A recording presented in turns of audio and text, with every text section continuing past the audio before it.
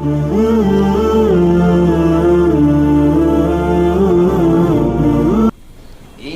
جاءك المنافقون قالوا نشهد إنك لرسول الله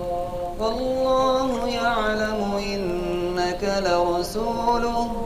والله يشهد إن المنافقين لكاذبون اتخذوا أيمانهم جنة فصدوا عن سبيل الله إنهم ساء ما كانوا يعملون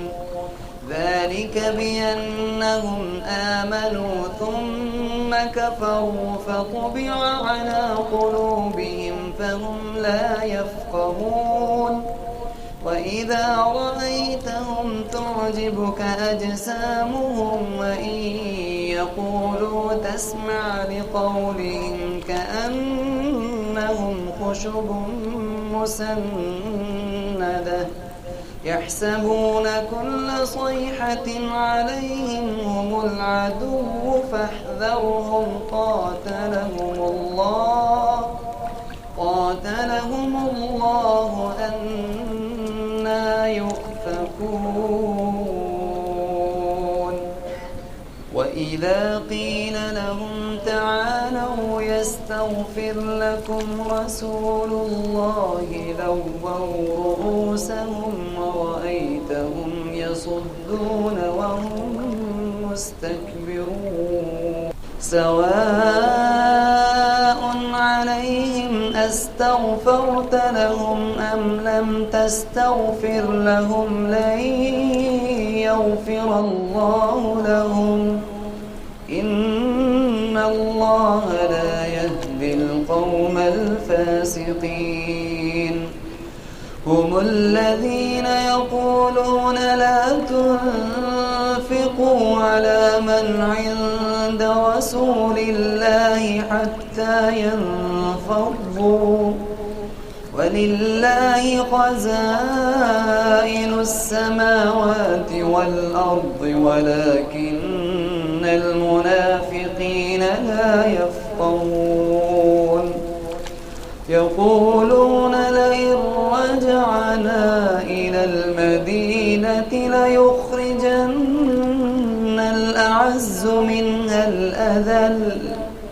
ولله العزة ولرسوله وللمؤمنين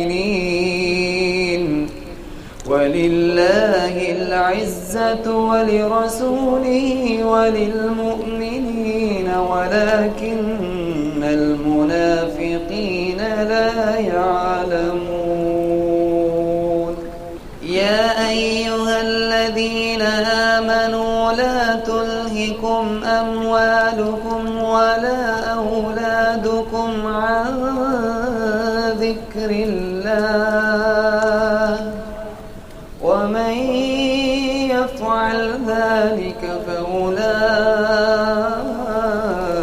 هم الخاسرون وأنفقوا مما رزقناكم من قبل أن يأتي أحدكم الموت فيقول رب لولا أخرتني إلى أجل قريب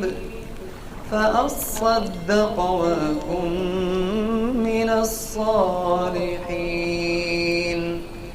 ولن يؤخر الله نفسا إذا جاء أجلها والله خبير بما تعملون